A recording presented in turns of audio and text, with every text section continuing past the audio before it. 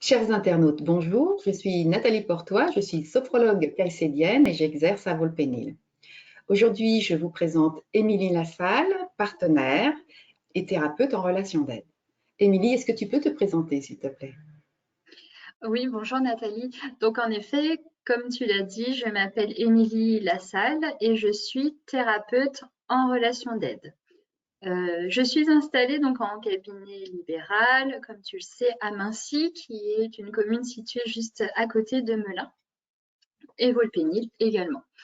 Euh, J'exerce cette profession depuis environ 2 ans et je reçois en séance aussi bien des adultes que des enfants et des adolescents. Alors, tu nous as présenté ta pratique en relation d'aide. J'invite les internautes à regarder la vidéo appropriée. Et aujourd'hui, nous allons parler, enfin, tu vas nous parler des réflexes archaïques. En quoi cela consiste? Oui, tout à fait, parce que, en plus d'être thérapeute en relation d'aide, je suis également consultante en réflexe archaïque. Alors, tout d'abord, qu'est-ce que c'est qu'un réflexe archaïque?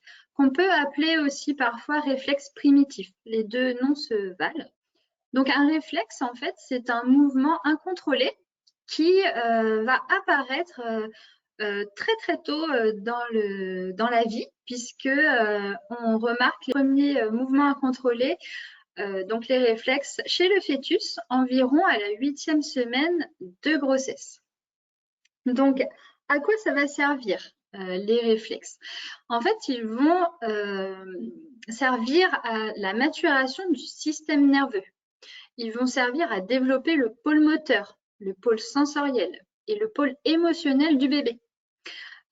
Une autre fonction très importante également, c'est qu'ils vont mettre en place les mécanismes de survie. Donc, tous ces réflexes se mettent en place et se développent pendant la grossesse, ensuite lors du processus de naissance, puis les 12 premiers mois de la vie du bébé.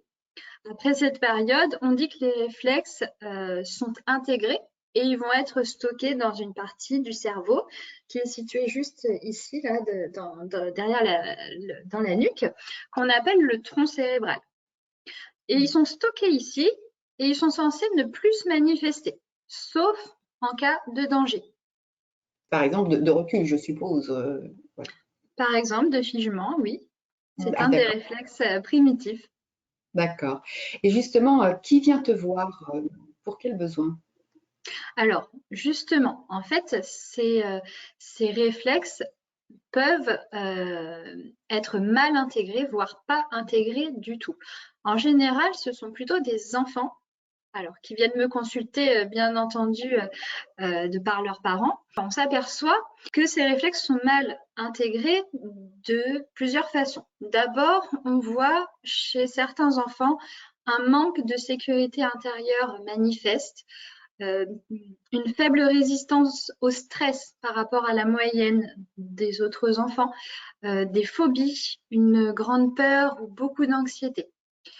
Tout ça, en fait, c'est une situation de danger et donc naturellement, leur cerveau va convoquer les réflexes archaïques. Ils peuvent en fait avoir des difficultés d'apprentissage comme la lecture, l'écriture, les mathématiques, donc sont souvent décelés à l'école. C'est Oui. pour ça que c'est souvent des enfants qui viennent en séance. Ils peuvent aussi avoir des problèmes de sommeil, des difficultés à rentrer dans le sommeil, des problèmes relationnels, de l'énurésie, des problèmes posturaux. Ils s'assoient pas forcément correctement, ils ont des difficultés à rester assis, de la grande agitation aussi, ça se voit beaucoup. Ça peut être aussi des lacunes dans l'intégration du schéma corporel. En tout cas, il peut y avoir beaucoup d'autres symptômes et bien entendu, ces manifestations diffèrent d'un enfant à un autre. Alors, une petite parenthèse.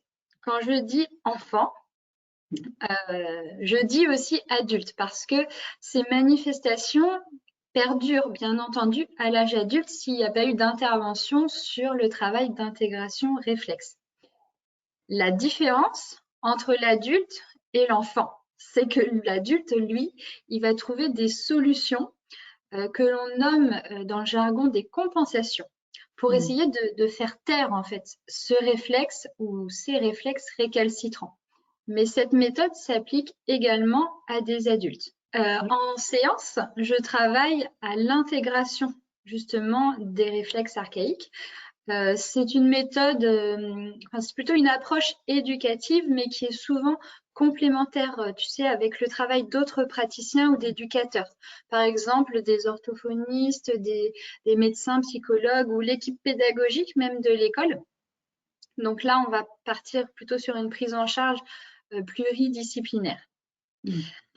Et le but, en fait, en séance, c'est de venir mobiliser les compétences corporelles de l'enfant ou de l'adulte afin qu'il puisse intégrer ou en tout cas diminuer la présence de son ou ses réflexes.